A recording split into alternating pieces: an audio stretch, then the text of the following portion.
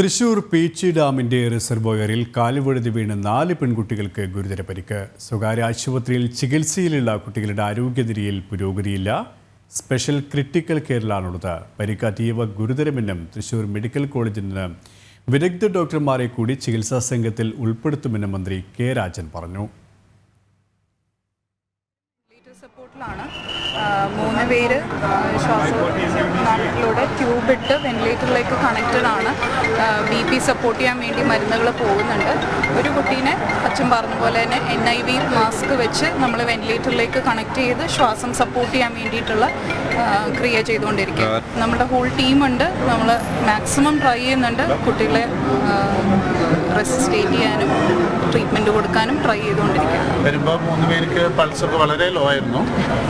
CPR കൊടുത്ത് കുറച്ച് better ആയിട്ടുണ്ട് 3 പേരും.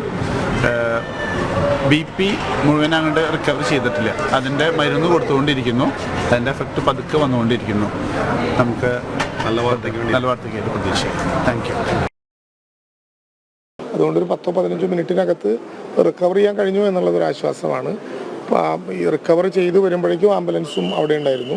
അതുകൊണ്ട് ആ വിധത്തിൽ എത്തിക്കാനോ രക്ഷപ്പെടുത്താനോ ഉള്ള പരിശ്രമങ്ങളിൽ ഏറ്റവും പെട്ടെന്ന് നടന്നിട്ടുണ്ട്.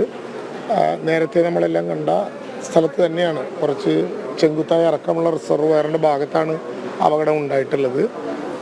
വീടിൽ നിന്നിറങ്ങി പോവുകയാണുകൊണ്ട് പ്രത്യേകിച്ച് സുരക്ഷാ പോയിന്റും സംവിധാനം ഒന്നുമില്ലാത്ത സ്ഥലത്താണ്, ആർക്കും അങ്ങോട്ട് പോകാൻ പറ്റുന്ന സ്ഥലത്താണ്. കൂടുതൽ വിവരങ്ങളുമായി ആനന്ദ് പുത്തൂർ ചേരുകയാണ്. ആനന്ദ്, ഈ കുട്ടികളുടെ ആരോഗ്യനില എങ്ങനെയാണ്? ആശുപത്രി അധികൃതർ നൽകുന്ന ഏറ്റവും ഒടുവിലത്തെ വിശദീകരണം ഏത് തരത്തിലാണ്? KP, എന്തായാലും ഇപ്പോൾ കുട്ടികളെ ഈ വെന്റിലേറ്ററിൽ നിന്ന് സ്പെഷ്യൽ ക്രിട്ടിക്കൽ കെയർ യൂണിറ്റിലേക്ക് മാറ്റിയിട്ടുണ്ട്.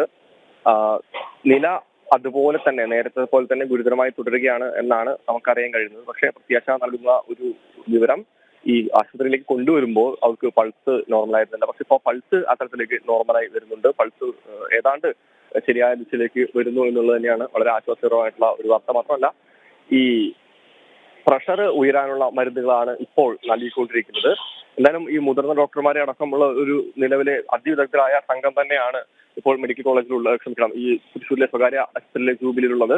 ഇനി വേണ്ടി വന്നാൽ എത്തരത്തിൽ മെഡിക്കൽ കോളേജിൽ നടക്കം വിദഗ്ധ സംഘം ഡോക്ടർമാരുടെ ഏർപ്പാടാക്കും എന്നും എന്തായാലും മന്ത്രി രാജൻ അറിയിച്ചിട്ടുണ്ട്. എന്തായാലും കുട്ടികൾ അതേ നില തുടരുന്നുണ്ട്. ഈ രക്തസമ്മർദ്ദം ഉയർത്താനുള്ള മരുന്നുകളാണ് ഇപ്പോൾ നൽകിക്കൊണ്ടിരിക്കുന്നത്. KP. ശരി, ആനന്ദ് പുത്തൂരാണ് വിവരങ്ങൾ നൽകിയത്.